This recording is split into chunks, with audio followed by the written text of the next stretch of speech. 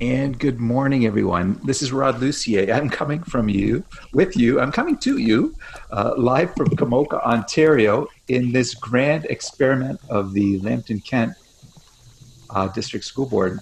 Um, this is LK launch. This is the first live synchronous take it where you are symposium in the summertime that's being offered by this school board. And to my knowledge, anywhere in Ontario, I don't know of this happening. And it's an open conference. So if you see something that you're interested in, or you see topics that you hear of, and you have other friends elsewhere that you think might enjoy participating, by all means, share the invitation out. Today's session is Truth and Reconciliation, what we are learning and what's next. And it gives me great pleasure to introduce to you two presenters that I met earlier in June. Uh, we've got on the microphone Pam Gallant. This September marks Pam's 30th year in education. And she says the time has raced by. She's been spending the summer exploring and being on the water. And she's just back from an action-packed trip to the East Coast. She originally comes from Prince Edward Island. I know a lot of people that were out that way this summer. During this school year, she spent time learning, reflecting, questioning, and wondering about Indigenous history, perspectives, and culture. And it continues to be a fascinating and important learning journey. So, Pam, welcome. Good morning, Rod. And good morning.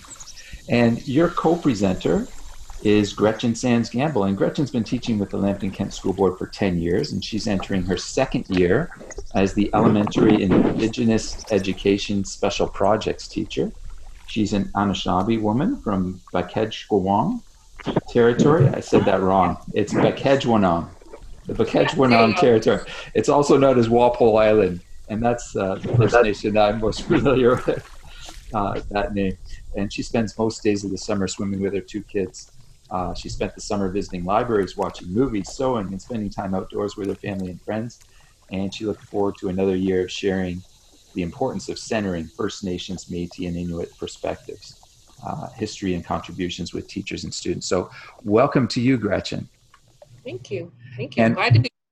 well, this is a bit of a new adventure, and what I'm going to do here is turn over sharing to you, and you can welcome to the first session. I'm going to go in and admit some people that are just arriving late, and I'm going to mute my microphone so that I'm not a distraction. But feel free to, if you have any questions, participants can raise those in the chat where people are introducing themselves and saying where they're taking the session from. And we're glad to have you with us. I'm going to turn my microphone and camera off, but it's all yours. Okay, thank you so much. All right. How are you feeling, Gretchen? I'm feeling great. How are you feeling, Pam? I'm a little excited. Actually, I'm kind of intrigued by the number of people who have coffee with them. I fully remove mine. Yeah. I'm scared about it disappearing onto my laptop or something like that. We're adjusting to sound and all of that piece too. All right. So before we start, I would like to introduce myself in my language just because it's so cool to be able to do that. Oh, yeah.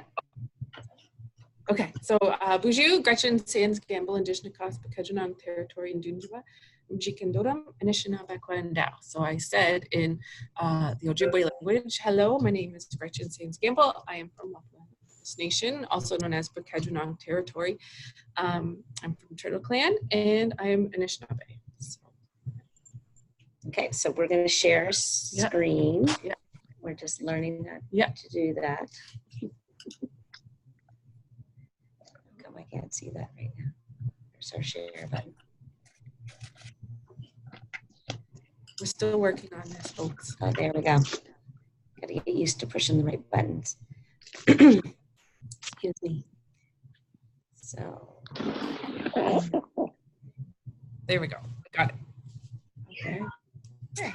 So we're going to be talking about truth and reconciliation, what we are learning and what's next. And Gretchen and I kind of basically have a conversation about things that we did together this year and things to learn. what we're planning on doing next. Quite the interesting year, and we had so many Lambton Kent teacher educators along with us that really pushed our learning and our thinking and questioning and wondering. So big shout out to them to Yes, make it relevant to what's happening in the classroom, and we want to be closely working with students. So taking this big educational challenge and saying what's really important for our students right now and how we go about doing that. Yes.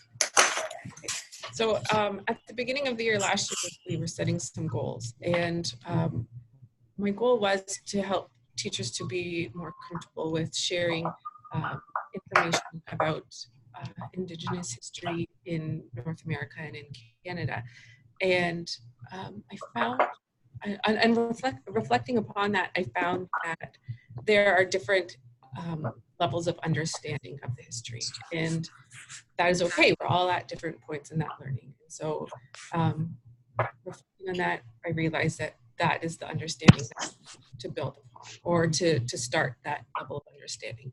So the reason we're here is truth and reconciliation. So back in 2005, this commission was formed, and this was because residential school survivors were starting to come into the forefront, into the mainstream. And a lot of this learning about residential schools was new learning for many, many Canadians, because it was something that they just hadn't learned in school. It wasn't something that was just talked about. And so over a period of 10 years, this commission interviewed over 6,500 survivors and witnesses. So that means people who might have done work in the schools. They talked to pilots who flew children to the residential schools, but they also talked to the children and other relatives of survivors. And so the findings were reported in 2015, and a final report was written. And in this final report, there were 94 calls to action. And these calls to action are for every Canadian to work towards reconciliation, to make up for that history that happened during the residential school time and the periods that came after, because it's still affecting our people today. I think that's important. You say it's about for every Canadian that's involved in changing our future, but there are areas where, like, the justice system's involved, the health system's involved, but really our role today when we're thinking about the actions of education. Yep. And 63 pops up. Yeah, this is one that we always go back to, 63, and especially 63.3 for us as educators, because that talks about building student capacity for intercultural understanding, empathy, and mutual respect. And I think that we need to, as teachers, we need to reflect upon our own understanding too, because it shouldn't just be student capacity. We are building our own intercultural understanding, empathy, and mutual respect. In our classrooms, we need to think about our students right now. They're kids, but they are going to grow up and they are going to be adults who are teachers and who are police officers or who work in the medical field or who just go out shopping every day, right? And we need to make sure that we are building that empathy, cultural understanding, and mutual respect. And that comes from learning about the history and speaking with people who are affected by that history. And the understanding, really, like, it wasn't a history that I was taught or you were taught in our classroom. So there's been a lot of teachers learning this for the first time. I was learning many things for the first time. So then turning that over and say, how do we go about sharing that within our classrooms? It's been a really fascinating journey.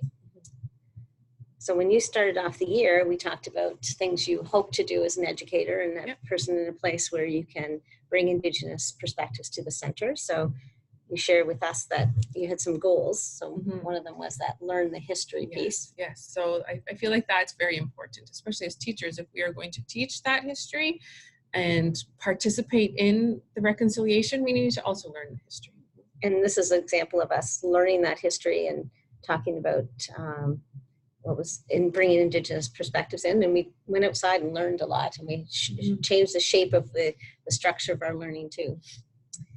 And so that one way was that including that Indigenous perspectives, and that has a very broad meaning. So like, how do we do that within our curriculum, but also within our community?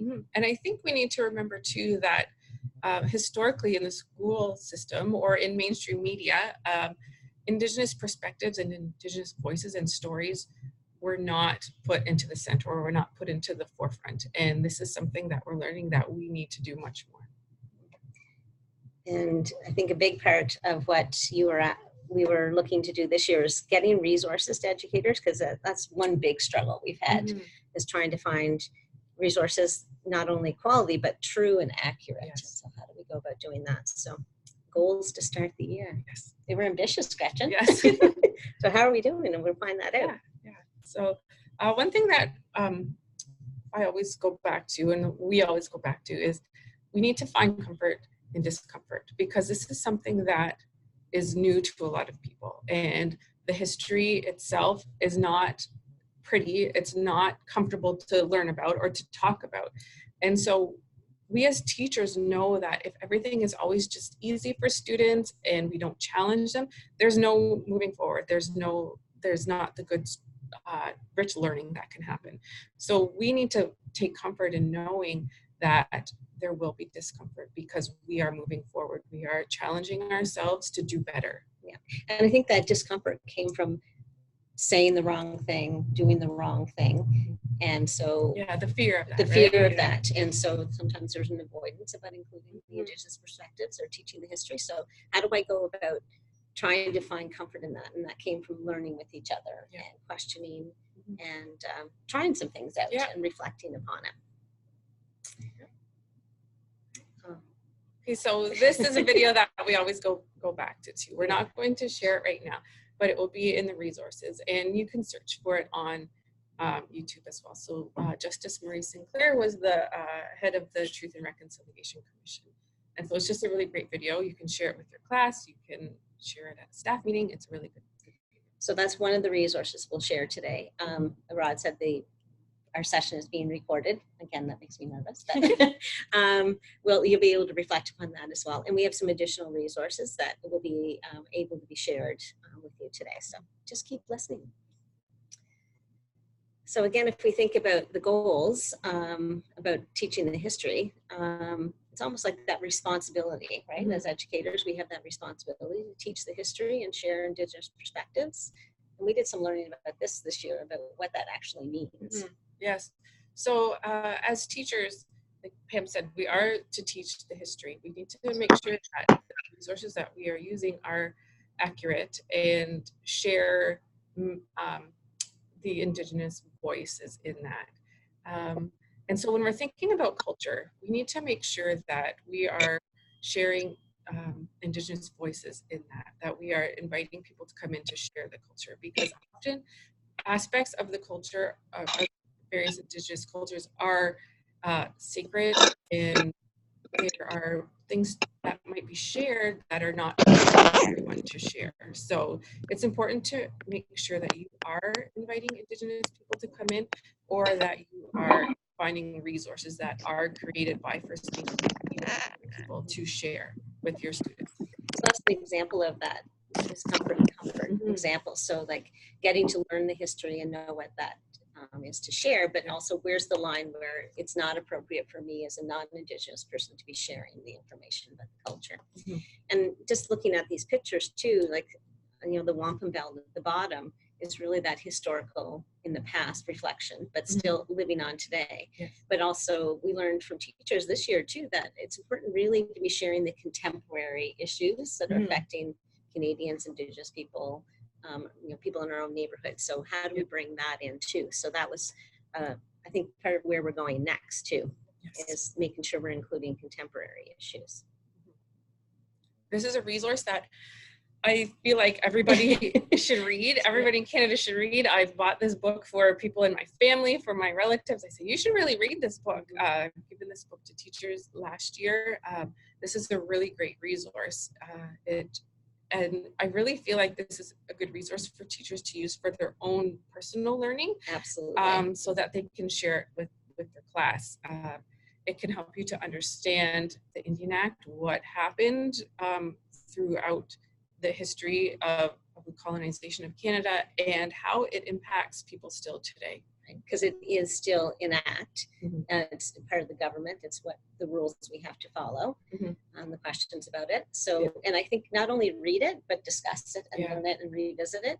What I like about this book is one of those kind of books that you can go into sections and read and revisit. You don't have to read it from cover to cover, like in order. You can go in and follow through that. I've heard some teachers say too that they are sharing it with their grade 7 and 8 classes too, for the history and social studies. Oh, absolutely. To pull out a section of it and talk about, you know, a residential school issue or a reserve pass, like all of that piece can come right out of that.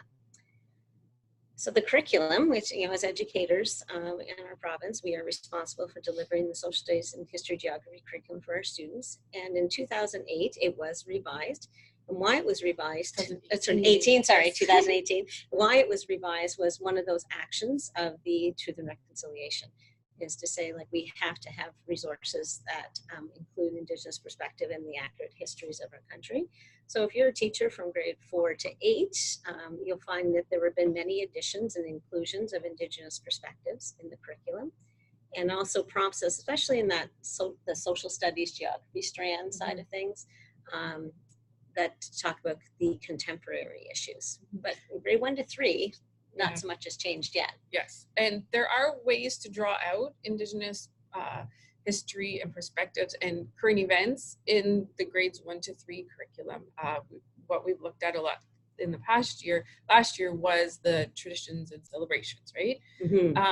But since there isn't a focus in the social studies curriculum, specific focus, I keep saying, and for grades 4 to 8 as well, it's really important to ensure that you are including resources that are created by First Nation, Métis, or Inuit people in all areas of the curriculum. So use lots of picture books created by Indigenous people, and make sure that when you are talking about Indigenous people, that it's not just a history thing, right? Because there are so many wonderful things happening in our country of Canada, that are really good news about Indigenous people that are being led by Indigenous people. So, and like that is really brought to our attention when a teacher shared with us, a student asked her at the end of their time talking about settlers section of the curriculum and Indigenous perspectives there, and how that partnership worked and didn't work, was that the question came at, are there still Indigenous people in our country now? And so she said, oh, that makes me think about, you know, am I only talking using past tense verbs? Am I thinking about what's happening today? So drawing that out. So that's something we've learned now. And also we've learned that in our other curriculums, there is space for Indigenous perspectives. And we did a little bit of learning about the arts this year, about including Indigenous artists in the work, and so bringing that to the table. But if you look at all those curriculum expectations, there are places where we can be inclusive. We talked about pulling people to the center. Yes, Gretchen and Pam, my name is Ben, for all those of you joining in online. We have a comment in our chat room that might be helpful, which is that Justice Murray Sinclair from, I'm not sure how to pronounce this, Vaio, says that Justice Murray Sinclair is the keynote speaker at the Veritas Lecture Series at King's College University, Western University, on September 26th at 7 p.m. So another way to engage and connect to what you're chatting about today. I'm going to write that one down. Absolutely. Great. A road trip to London. Yes. Thank you. Oh, wrong way. So I think if we looked at the curriculum, one way we kind of helped make sure that we were being inclusive and sharing that perspective was we asked ourselves these reflective questions, but whose voice are we sharing? And sometimes whose voice are we not sharing? And whose perspectives do we need to include? And how do we come about those? And and if we think about it, for the past, we'll say 150 years, right? Indigenous people have not had control over their image or their voice in mainstream media. And if we think about how we were taught about Indigenous people, it was not usually used, or it was not usually taught using Indigenous voices, which is really something to think about, right? So we need to make sure that we are actually sharing Indigenous voices when we are talking about Indigenous people and Indigenous asking history. for that permission, or do we have this, right? So one way we learned about that was to make sure that we were using proper terminology, right? Yeah. So we say, and this is a question that has come up a lot, and I feel like there has been some of that discomfort around this topic, because teachers have asked me, is it okay for me to say this? What term should I use? So we're going to quickly go over that for everybody. So the term Indian, so that is a term that it's actually a legal term. So it's what is written in the Indian Act. It's what was written throughout history. And it's a term that in our conversation, we do not use. In our classrooms, we should not use it unless we are referring to the Indian Act. There are some people from older generations who are First Nation who still will use the word Indian, but I believe it's their choice. It's right? like an identity piece. And and so as a First Nation person who is a status Indian, I have a card that I carry that says that under the Indian Act, I am an Indian. But it's not a word that I'm comfortable using in everyday conversation, and I don't really like to hear it used when referred to First Nations people. So, but we do hear the terms Indigenous and Aboriginal, which are more appropriate. Yes. But there's still some learning we can do around it. Yep. So these terms are umbrella terms that include First Nation, Métis, and Inuit in Canada. I prefer to use Indigenous, and you'll hear some people use the word Aboriginal from time to time. Marie Sinclair uses it in the video. This is a word that is kind of falling out of favor because of that prefix ab at the beginning, right? Because that means that it is removed from something. So the Indigenous people were the first people here, the original people of this land. So it's almost like saying not original, right? So it's just, terminology. So Indigenous is the umbrella term. But if you know the nation of the person who you are referring to, so when we're in our workshops, when we talk about Christy Belcourt, she's a Métis artist. So we'll say Métis artist, Christy Belcourt, or Anishinaabe artist, Isaac Murdoch. It's respectful to use the nation, and that's what we really encourage. And if you don't know the nation, it's okay to ask. So absolutely, what nation it's are you about from? learning who you are. So when we think about Indigenous people, that is an umbrella term or like an inclusive term. But we're going to break it down into 3 different areas that can, again, helps explain identity and heritage of people, and maybe a little bit more about their culture too, but still more to learn about. And since we just have a short period of time we're just doing a quick overview. There's so much to learn, right? So so Métis. So there's a lot of Métis is a tricky one because there's different understandings of what it means.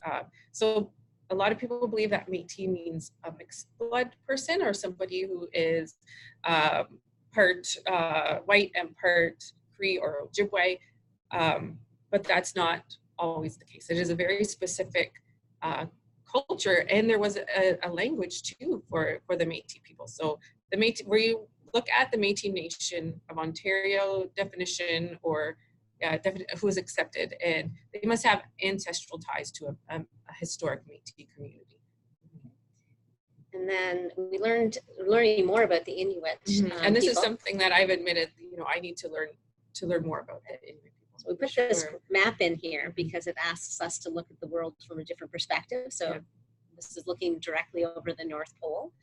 So instead of us looking at the traditional flat map way of looking at things with Canada on the left, this is from the top of the globe. So when you think about that top of the globe there, that is where the Inuit people traditionally live. So they're circumpolar people. So it's not just in Canada or, like the different parts of Greenland and Scandinavia and those areas. So that's where you will find Inuit people. Traditionally, they live in Nunavut, Northwest Territories, Quebec, Labrador. They're a very small population in Ontario. And they're not covered by the Indian Act. So there are different historical relationships with Canada between the Inuit people than there are between First Nations people and the Métis and Status Indians. And I believe it has to do a lot with the times of contact, right? Because it was at a later time as well. And so admittedly, I have a lot to learn about the Inuit.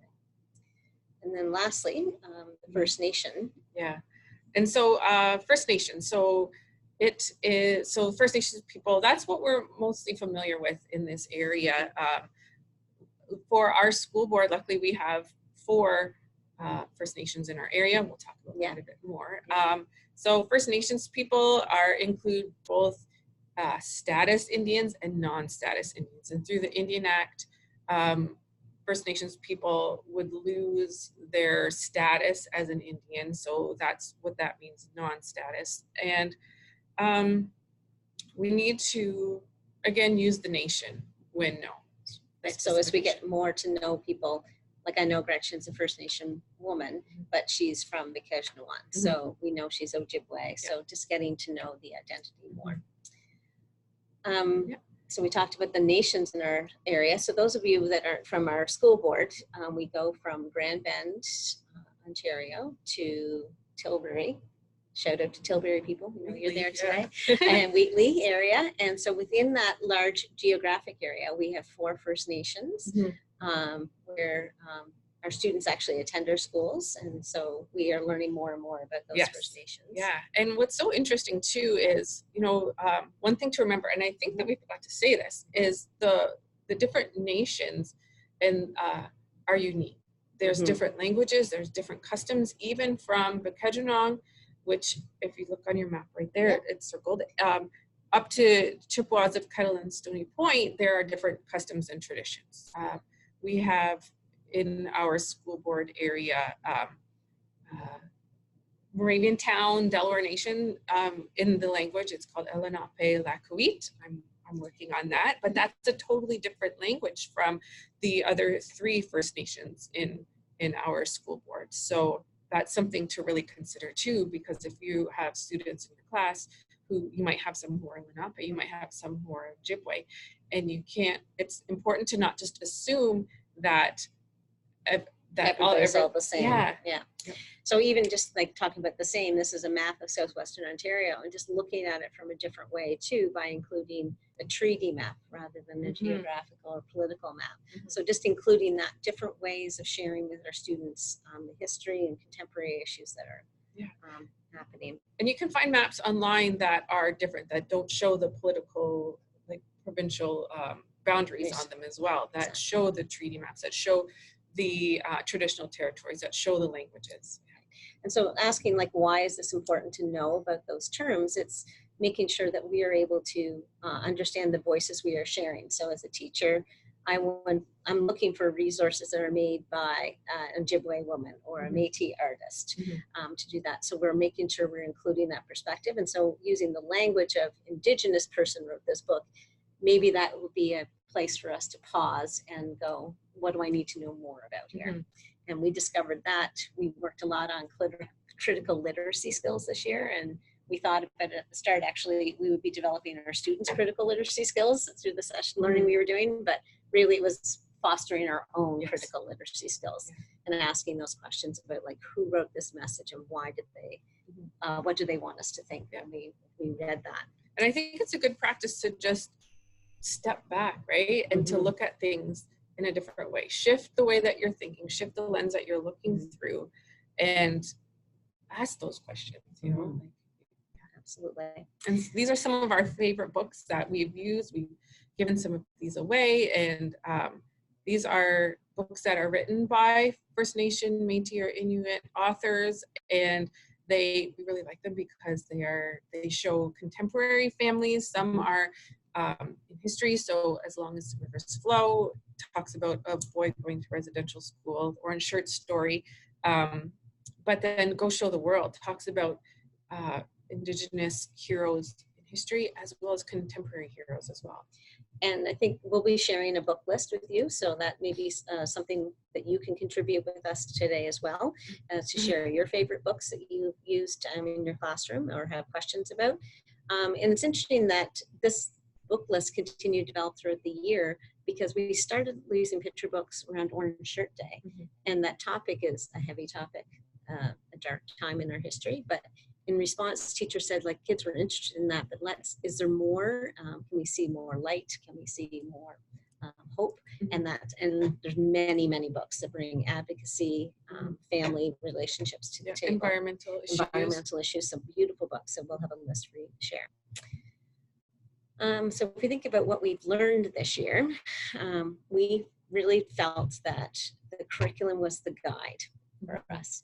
And I know you always say, use your curriculum. Yeah. So what parts of it? Those sample questions. If you are concerned about what you should be teaching, or if what you want to teach goes more into culture, use the curriculum sample questions. So this is for grades 4 to 8. Again, use those sample questions. It'll point you in the right direction, and they will help you to learn more about the history of Canada and relationship with Indigenous people. And we've had great success by taking that actual curriculum writing and putting that into Google to help us find resources as a starting place, because that is definitely a struggle that we've had, is about finding quality resources.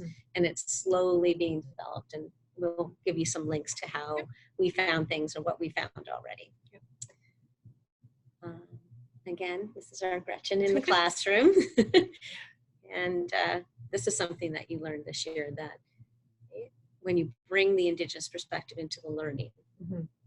Yeah, it helps to build that understanding, the empathy, and the mutual respect. It helps kids to form relationships. That's really a very important and key part of truth, or the reconciliation part, is form those relationships. You can learn the truth, you can learn the history, and you can build that empathy and the mutual respect.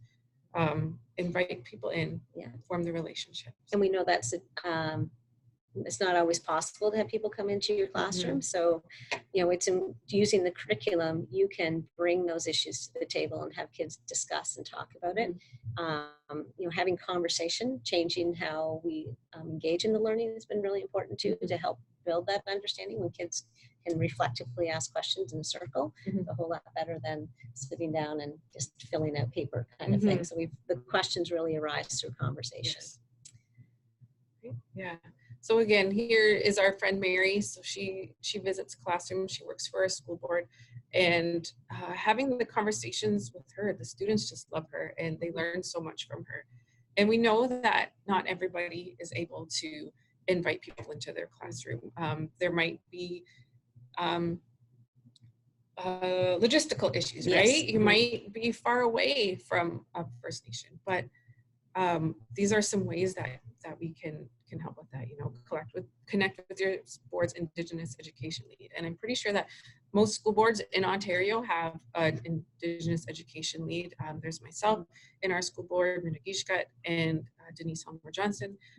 Use lots of resources created by Indigenous people. Again, it's so important to share that voice when we are talking about issues that relate to Indigenous people, that are learning about that history, right?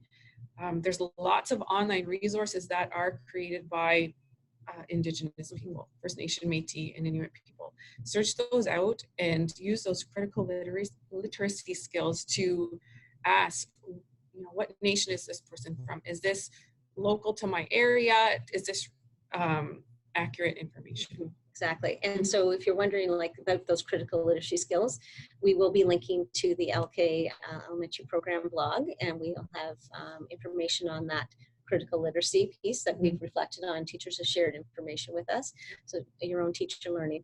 But I think it's important too to talk about, when you're looking at those resources, sometimes we find a great one and we use it, but for the history part or the contemporary history part. But if it's something cultural, again, how we go about using that too is like, me as a non-Indigenous person, I can't then just watch the video and then say, oh, I know how to do a dance that you might perform at a powwow. Like, I should always go back to that original resource and use that as the tool for students to learn, rather than me saying, oh, I know how to do that. Right. Yeah. And this is something we'll talk about tomorrow as well in our workshop about cultural appropriation versus appreciation. And so we're lucky to be able to get students out to First Nations to learn on the land. And that's so important too. The relationship with the land is a strong relationship with First Nation, Métis, and Inuit people. And to share that with students is really important. And that was just an amazing experience for our students this spring. Muddy experience. But it was a really great experience for them to get in touch with the land and see the communities that are within our school board. So where to next? Yeah, school's just around the corner. We, mid-August, everybody starts thinking and growing and ideas in their head about what we're going to do next. So what do you think you'll do next? Well, Pam. Yeah. So these are some of the reflections that we've come across for this. Yeah. So learn the history, but we also want to make sure that we are sharing the history, make sure that we are sharing with you what we've learned, and so that teachers can then share that with the students. We want to make sure that we are helping teachers to share local First Nation, Métis, and Inuit perspectives. Okay, keep it local to our area. That's really important. And also to, again, to go back to those critical literacy skills, to locate the resources, to make sure that they are accurate and appropriate and contemporary. Right. And thinking about that learning and sharing the history, just think about the generation like I belong to that didn't learn this history in school. So if you were able to share what you're doing in your classroom somehow, like in presentation or like invite families in to do an experience, how powerful that will be in the whole truth and reconciliation. And I think it's important to remember that this learning and the sharing is important for all schools and all classrooms. Even if you think that you don't have any First Nation, Métis, or Inuit students in your classroom, this is such important learning for everybody because we want to build the empathy, understanding, and mutual respect. And Indigenous history is Canada's history that we all need to be learning. So if you think about your learning path this year, we've kind of put this, maybe plant a seed or a challenge to you. What you might do in your learning this year is to continue to develop critical literacy skills, continue to include Indigenous perspectives, form and foster relationships with First Nation community members, Métis and Inuit people. Gretchen's been a great resource about connecting people from the communities into the schools and building that local connection. But also, like, you don't know, we don't always need you, Gretchen, right? Like, so once you've met someone from the community, you can develop and foster that relationship and build that, make the phone call or the email connection yourself. Will be really great in building those bridges and help with the reconciliation. And, oh, I missed one. Go back. And understanding of cultural appropriation. We hinted at that. So this has been a tension that we hear about, and teachers are worried about doing the wrong thing. And like in areas outside of social studies, history, geography, often it comes up. So things like in art and dance and music. So tomorrow we're going to be talking about that a little bit. So sharing a journey. So if you want to join us at 9 o'clock tomorrow morning, you're more than welcome to. And lastly, we're coming to the end. Yes. So again, we need to find comfort in the discomfort. We know that it will be uncomfortable, and it's okay, right? Like that's okay to be uncomfortable in this. Absolutely. We think about the discomfort of the first day of school sometimes, about how new that is and what's going to happen, but it always ends up okay. So, and I think we need to remember too that forming the relationships and doing things a little bit differently than the way that we've always done is uncomfortable, but it's moving forward.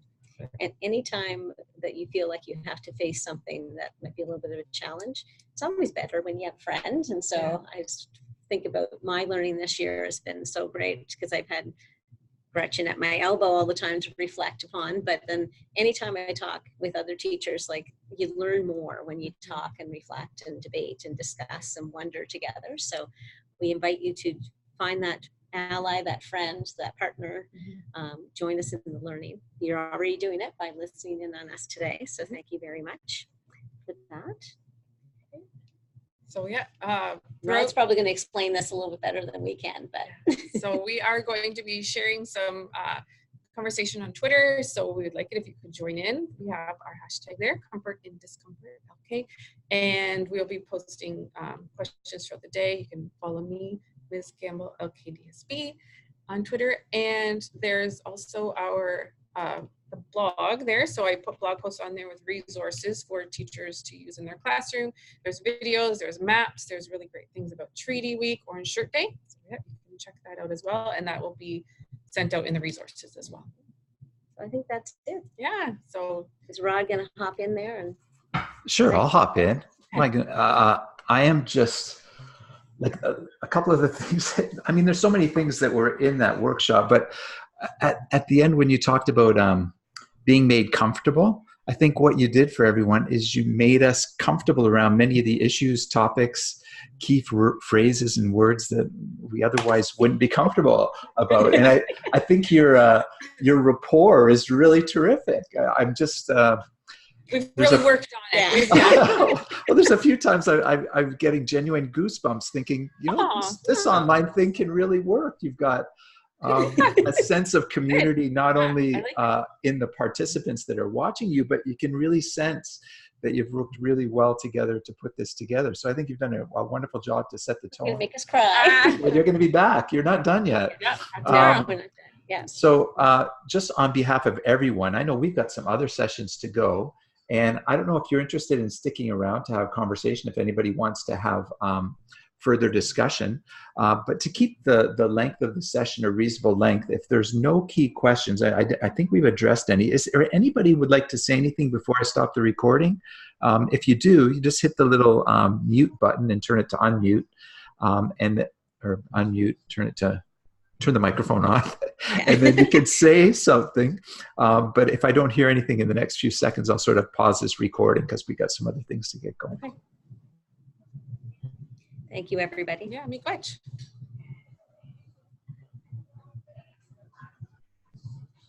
Can't believe Ben has nothing to say.